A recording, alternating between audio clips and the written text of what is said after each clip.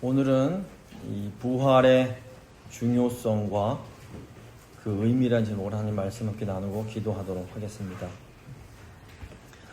오늘은 기독교에서 가장 중요한 절기인 부활절입니다. 이 기독교는 한마디로 말하면 부활의 종교입니다. 많은 사람들이 성탄절을 많이 좋아하고 저도 어릴 적부터 성탄절 너무 좋아하는데 사실 신학적으로 이 기독교 신앙의 핵심을 들여다보면 부활절이 성탄절보다 훨씬 더 중요합니다. 왜냐하면 우리 예수님께서 태어나신 것만으로는 우리의 구원이 완성되지 않기 때문입니다. 만약에 부활이 없다면 죽음 앞에서 우리가 무엇을 붙들 수 있겠습니까? 만약에 부활이 정말로 없다면 우리가 평생 믿고 살아온 이 믿음이 결국 무엇이 되겠습니까? 바울 사도는 만약 부활이 없다면 우리 믿음은 다 헛것이고 우리는 이 세상에서 가장 불쌍한 자들이다 이렇게 말을 합니다. 하지만 우리 예수님께서 다시 살아나셨습니다. 유대인들이 그 안식일을 토요일에 지킵니다. 하지만 그리스도인들은 안식일 다음 날인 주일에 예배를 드립니다. 이것은 안식일 다음 날에 우리 주님께서 부활하셨기 때문입니다. 그러므로 사실 교회는 지난 2000년 동안 매 주일마다 모여서 예수님의 다시 살아나심을 기념해 왔던 겁니다. 그러니까 부활이 기독교의 중심입니다.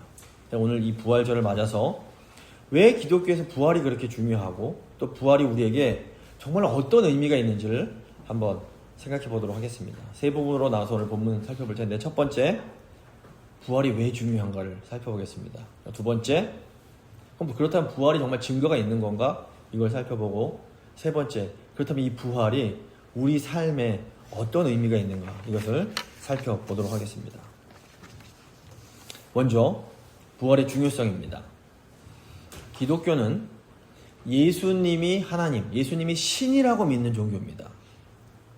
그리고 예수님의 부활이 예수님이 하나님이심에 대한 가장 강력한 근거가 됩니다. 이 세상에서 기독교만 유일신을 믿는 것은 아닙니다.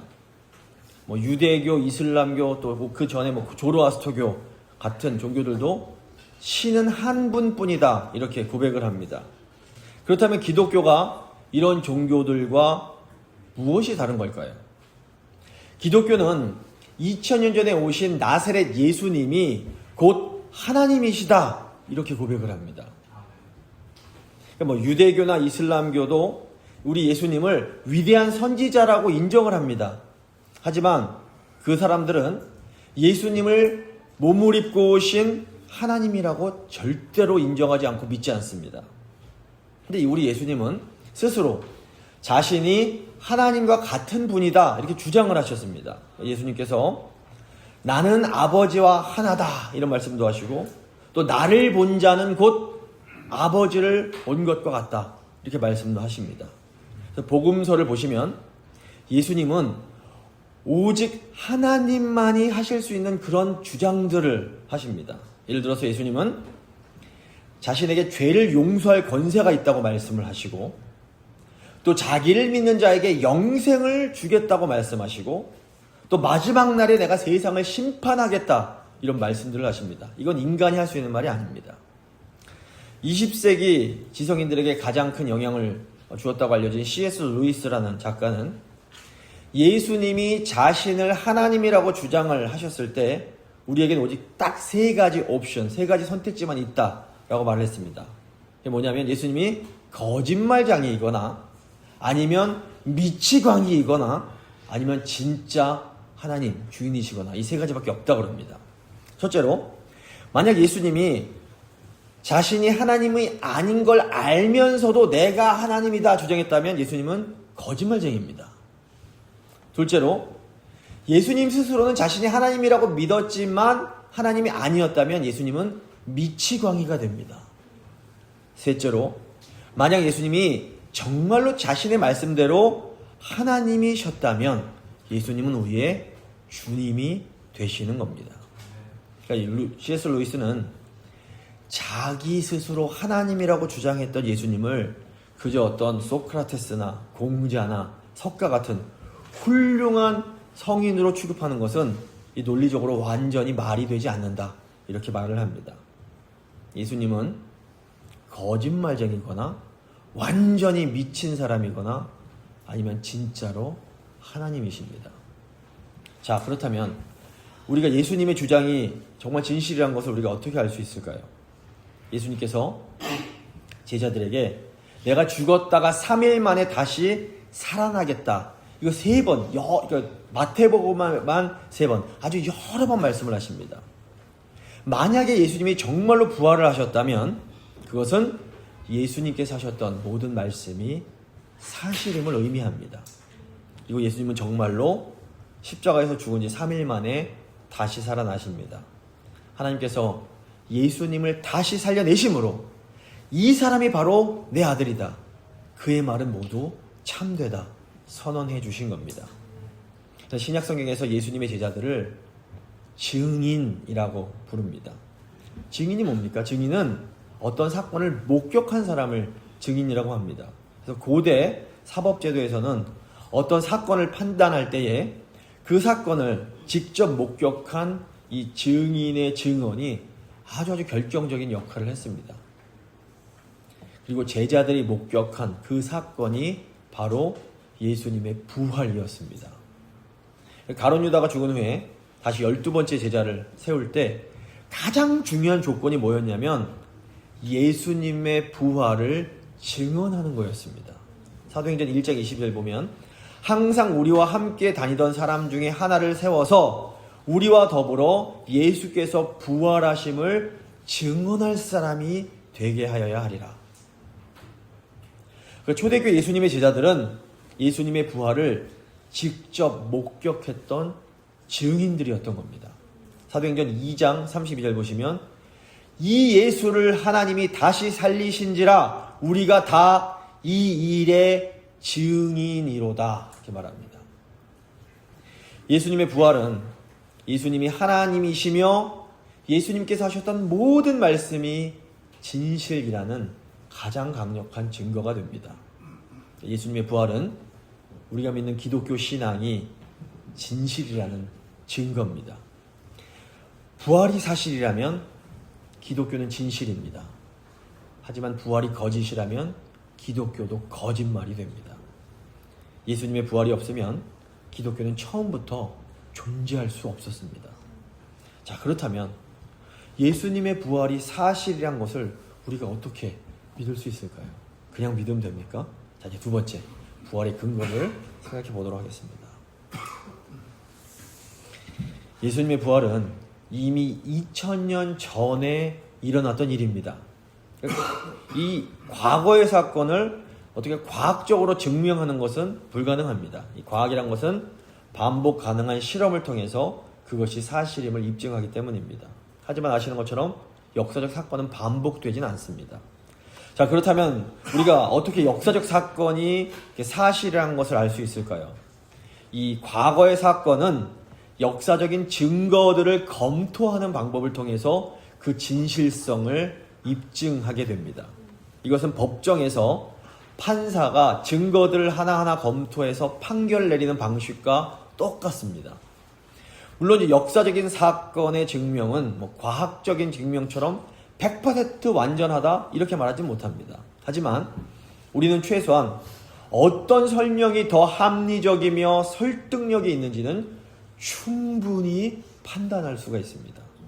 이런 기준으로 우리 예수님의 부활의 증거를 살펴보면 우리 예수님의 부활은 과거에 있었던 우리가 역사 속에서 배웠던 그 어떤 사건들보다도 훨씬 더 설득력이 있습니다.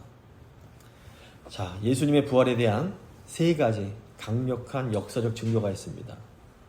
첫째가 빈 무덤이고, 두 번째가 여성 증인들이고, 3번째가 제자들의 변화입니다. 먼저 첫 번째 증거는 예수님이 묻히셨던 무덤이 비었다는 겁니다. 예수님께서 장사되신 지 3일째 되는 날 아침에 예수님의 무덤이 텅 비어 있었습니다.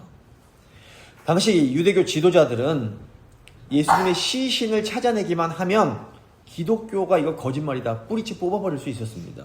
그런데 그 사람들이 끝끝내 시신을 찾지 못했습니다. 이건 사실입니다. 결국 이들이 거짓된 소문을 만들어냅니다. 마태복음 28장 12절 보시면 그들이 장로들과 함께 모여 의논하고 무덤 지켰던 군인들에게 돈을 많이 주며 이르되 너희는 말하기를 그의 제자들이 밤에 와서 우리가 잘 때에 그를 도둑질해 갔다 하라. 유대교 지도자들이 퍼뜨린 제자들이 시신을 훔쳐갔다는 소문 자체가 사실은 무덤이 정말로 비어 있었다는 아주 그 사실을 역설적으로 보여줍니다. 그러니까 무덤이 정말로 비었던 건 분명한 사실이라는 겁니다. 예수님을 반대하던 세력조차 무덤에 시신이 없었다는 사실은 부정하지 못했습니다. 자, 두 번째 증거가 나옵니다. 두 번째 증거는 최초의 증인들이 여성이었다는 겁니다. 모든 복음서, 마태, 마가, 누가, 요한 이 네 복음서는 일관되게 예수님의 부활을 최초로 목격했던 목격자들이 여자들이었다라고 기록을 합니다.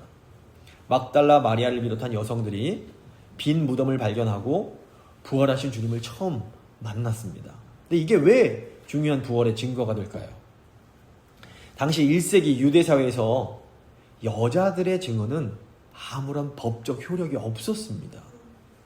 그래서 1세기 살았던 그 역사가 요세푸스는 여자들의 증언은 공식적인 증거로 받아들이면 안 된다고 직접 기록을 했습니다. 이건 이 책에 남아 있습니다. 만약에 제자들이 예수님의 부활 이야기를 자기들이 꾸며냈다면 어땠을까요? 제자들은 당시 사람들이 믿을 수 있도록 남자 제자들을 최초 목격자로 내세웠을 겁니다. 하지만 모든 복음서는 전부 다 여자들이 최초로 부활을 목격했다 기록을 했습니다. 그 이유가 뭘까요? 그게 사실이었기 때문입니다. 그러니까 제자들은 있는 그대로의 사실을 기록했던 겁니다. 자, 이제 세 번째 증거가 나옵니다. 세 번째 증거는 제자들의 변화입니다. 예수님께서 십자가에 달리시던 날 밤 제자들은 모두 다 도망을 칩니다. 아시는 것처럼 베드로는 3번 부인까지 합니다. 막 팔짝 화를 내면서 무슨 소리 하는 거냐고, 난 저 사람 모른다고. 예수님 제자들이 모두 다 두려워서 문을 잠그고 숨었습니다. 그런데 불과 며칠이 되지 않아서 비겁하게 도망쳤던 사람들이 예루살렘 한복판에서 부활을 담대하게 선포하기 시작했습니다. 제자들은 예수님이 부활하셨다는 이 복음을 위해서 감옥에 갇히고 고문도 당하고 결국에는 순교까지 하게 됩니다. 결국 사도 요한을 제외한 나머지 제자들이 전부 다 순교를 당합니다.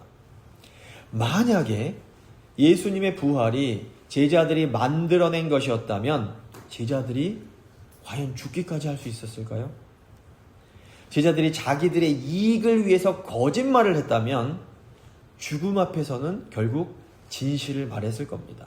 하지만 제자들 중 단 한 사람도 끝까지 예수님의 부활을 부인하지 않았습니다. 이것은 이들이 정말로 부활을 목격했기 때문입니다. 고린도 교회에 보낸 편지, 고린도전서에서 사도 바울은 500명 이상이 동시에 부활하신 그리스도를 목격했으며 그 목격자 대부분이 아직 살아있다라고 말을 합니다. 고린도전서 15장 3절부터 보시면 내가 받은 것을 먼저 너희에게 전하였노니 이는 성경대로 그리스도께서 우리 죄를 위하여 죽으시고 장사 지낸 바 되셨다가 성경대로 사흘 만에 다시 살아나사 게바 베드로에게 보이시고 후에 12 제자에게와 그 후에 500여 형제에게 일시 보이셨나니 그 중에 지금까지 대다수는 살아있고. 이 고린도전서가 35년경 쓰여졌는데 예수님 부활하신 지 한 3, 4년 5년 아예 쓰여진 편지입니다. 만약에 가서 확인하고 싶은 사람이 있으면 가서 얼마든지 사실을 확인하라는 겁니다.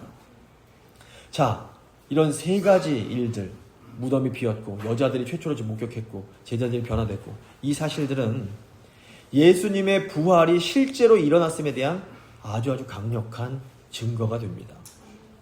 예수님의 부활은 어떤 조작된 신화가 아니라 역사적 사실이었습니다. 물론 이렇게 강력한 증거에도 불구하고 예수님의 부활을 끝까지 믿기 거부하는 그런 사람들도 있습니다. 오늘 이제 학생들과 함께 예배를 드리기 때문에 이 부활을 거부하는 사람들이 어떤 주장을 하는지 좀 소개를 하고 왜 그 사람들의 주장이 말이 되지 않는지를 잠깐 설명하는 시간을 갖도록 하겠습니다. 일반적으로 부활을 거부하는 사람들이 5가지 이제 반론이 있습니다. 첫 번째 반론은 뭐냐면 예수님의 부활은 신화라는 겁니다.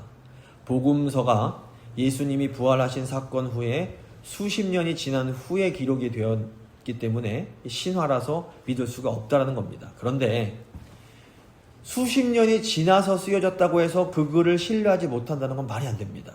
예를 들어서 알렉산더 대왕 안 믿는 사람 없습니다. 알렉산더 대왕의 생애를 기록한 가장 신뢰받는 문서들이 언제 쓰여졌냐면 알렉산더 대왕 사후 다 300년 이후에 쓰여진 책들입니다.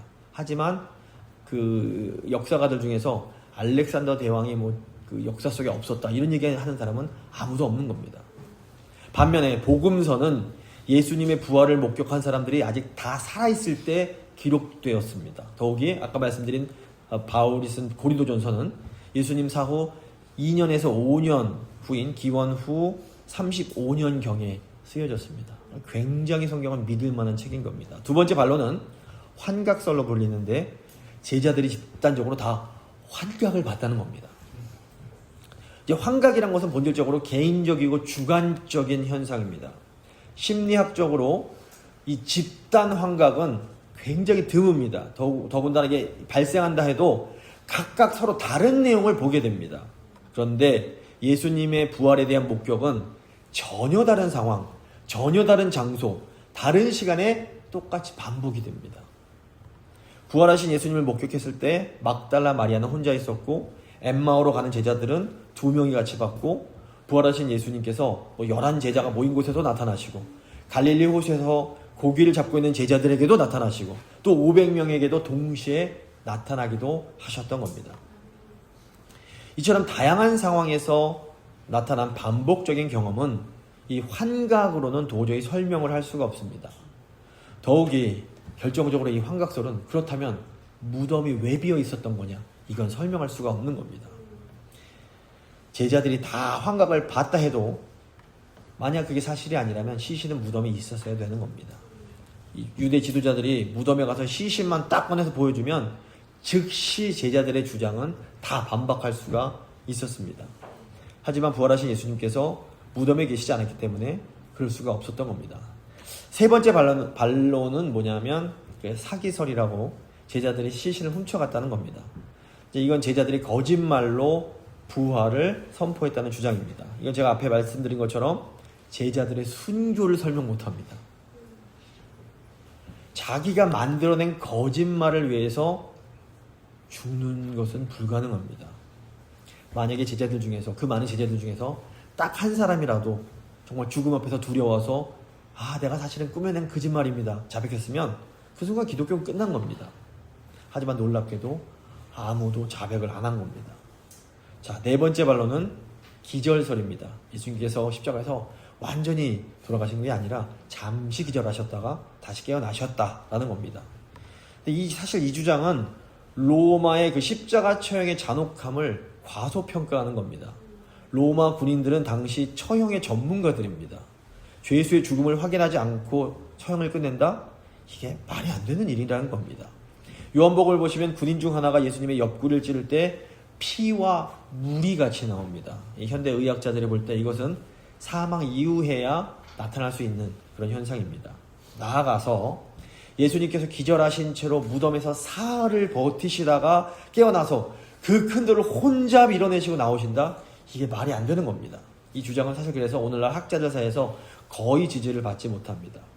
자, 이제 5번째 반론, 마지막이 뭐냐면 기적 불가설이란 것으로 기적이란 현상이 원천적으로 불가능하다라는 어떤 철학적인 반론입니다. 사실 이 주장은 어떤 역사적 주장이 아니라 철학적인 주장입니다. 영국의 경험주의 철학자 데이빗 휴մ 이래로 많은 사람들이 자연 법칙은 절대적이며 기적은 일어날 수 없다라고 주장해 왔습니다. 이게 주장입니다. 근데 이 주장이 뭐냐면 신이 존재하지 않는다라는 것을 전제로 해서 기적은 없다라고 결론을 내리는 일종의 순환 논증입니다. 기적이 없다라고 주장하려면 신이 없다라고 먼저 믿어야 되는 겁니다. 만약에 자연법칙의 창조자이신 하나님께서 존재하신다면 기적은 얼마든지 가능합니다. 따라서 기적이 불가능하다는 주장은 사실 과학적 주장이 아니라 철학적인 주장인 겁니다. 역사가의 올바른 태도는 어떤 일이 일어날 수 있는지를 철학적으로 먼저 결정하는 것이 아닙니다. 역사가의 역할은 어떤 일이 실제로 일어났는지를 증거에 입각해서 판단을 내리는 겁니다. 정직한 역사가는 비록 이해할 수는 없을지라도 증거에 따라 결정해야 합니다. 지금까지 살펴본 모든 이 반론들은 처음에 제가 제시했던 부활의 세 가지 증거, 무덤이 비어 있었고 여성들이 최초로 벗고 예수님께서 자주 여러 사람들에게 나타나셨고 또 제자들이 변화했다는 이 증거를 동시에 설명해내지 못합니다. 이 모든 증거들을 제대로 설명할 수 있는 답은 딱 하나, 부활밖에 없는 겁니다. 예수님은 2000년 전에 실제로 죽은 자들 가운데서 다시 살아나셨습니다. 우리는 예수님이 죽은 자들 가운데서 다시 살아나셨음을 믿습니다. 근데 지금 우리에게 중요한 것은 예수님의 이 부활, 2000년 전에 일어난 이 사건이 오늘을 살아가는 우리에게는 어떤 의미가 있을까 하는 겁니다. 자, 이제 마지막 가장 중요한 부활의 의미를 생각해 보겠습니다. 예수님의 부활은 오늘 지금 이 자리에서 부활을 기념하고 있는 우리의 삶과 직접적인 관련이 있습니다. 예수님의 부활이 담긴 실제적인 의미 한 5가지 정도 생각해 보겠습니다. 첫째로 우리 예수님의 부활은 죽음의 문제를 해결합니다. 인간이 가진 가장 큰 두려움이 바로 죽음입니다. 죽음이 장례식에서만 언급되는 그런 주제가 아닙니다. 정말 소중한 관계가 너무 끊어질 때 우리는 일종의 작은 죽음을 경험을 합니다.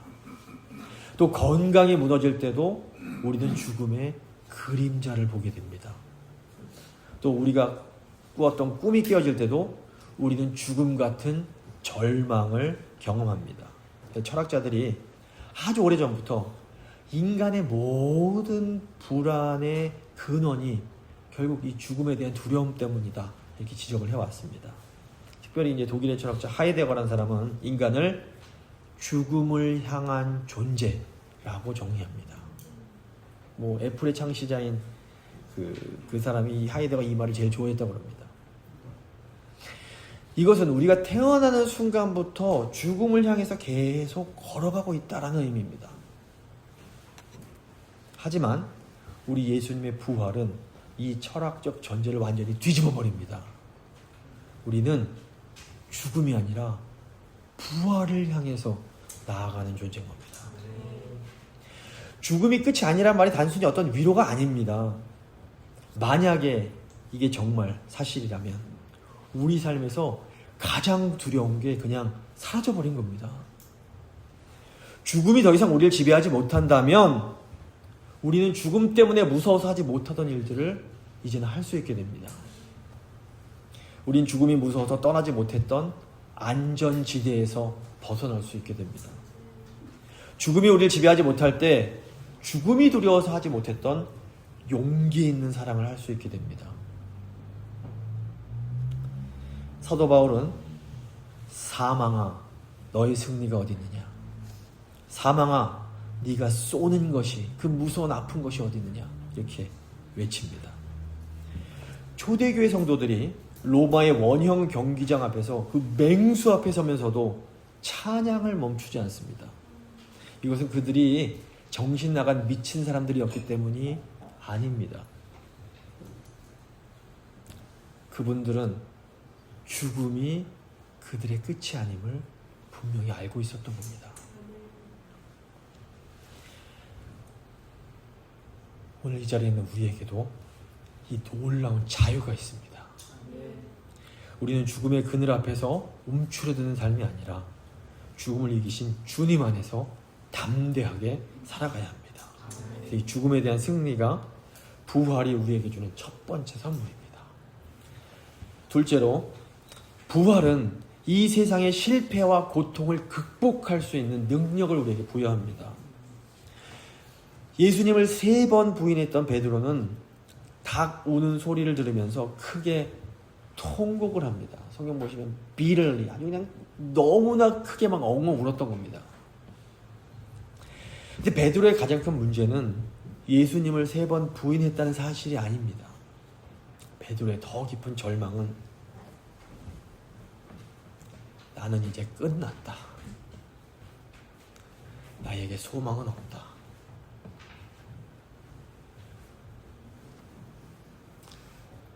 나에게는 아무것도 남지 않았다. 라는 자기 규정이었습니다.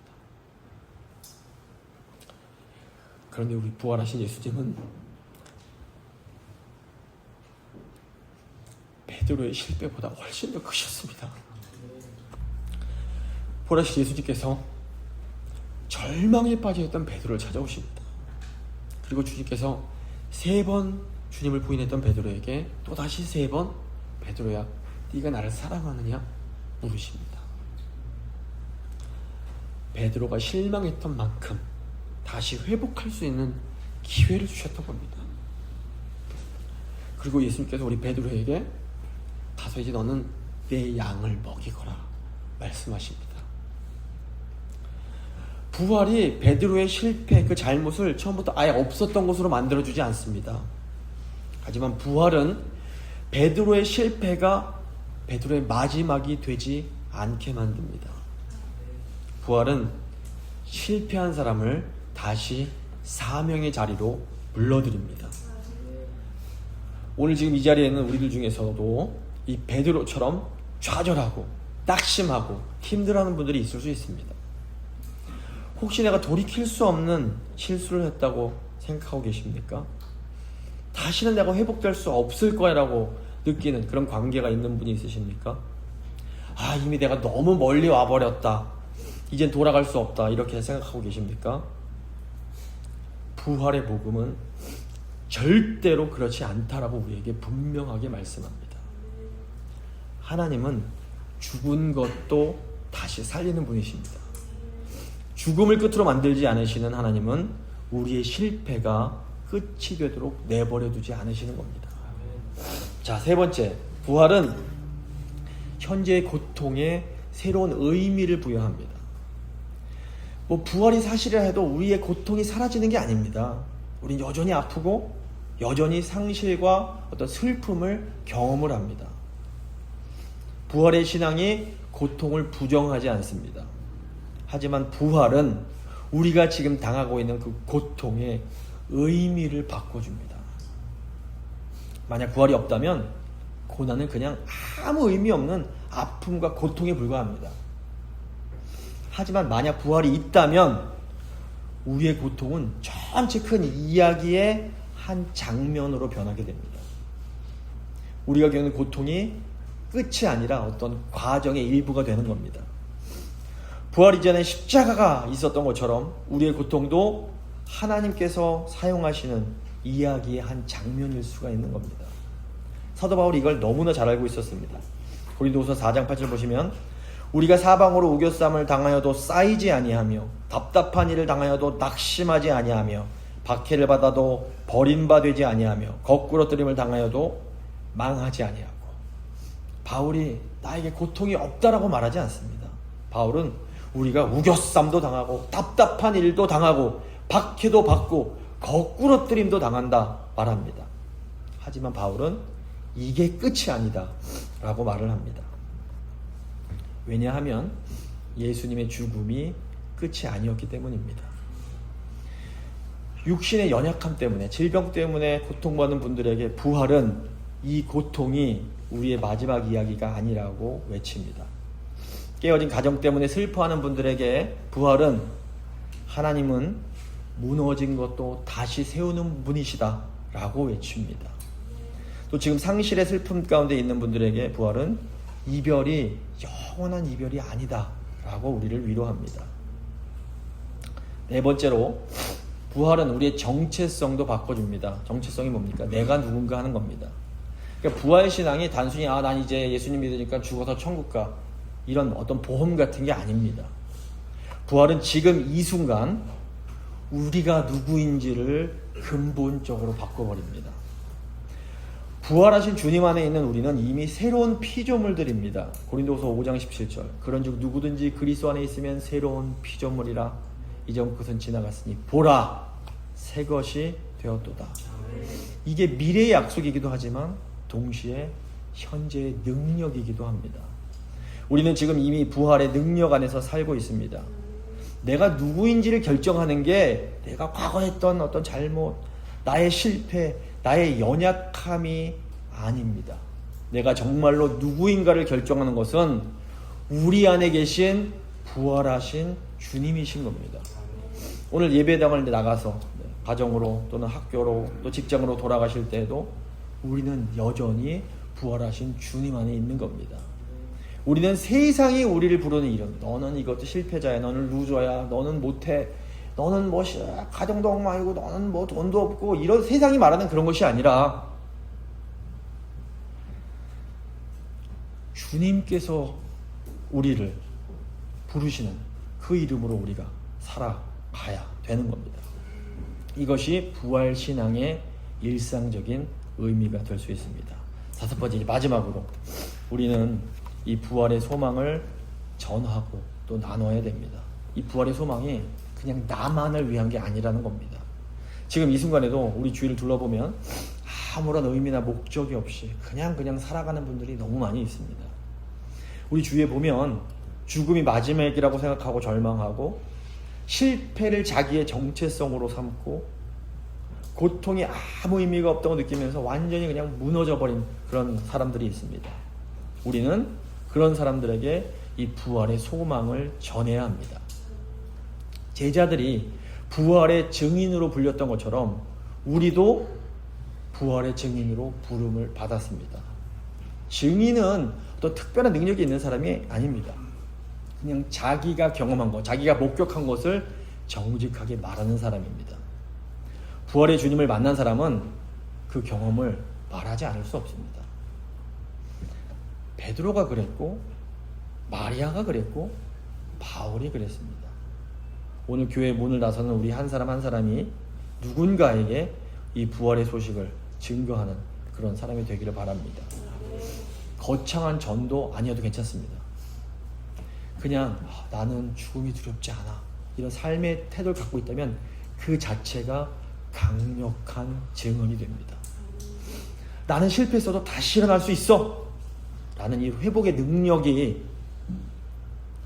놀라운 증언이 되는 겁니다. 또 나는 고통 속에서도 결코 소망을 잃지 않는다는 그 모습 자체가 강력한 부활의 증거가 됩니다.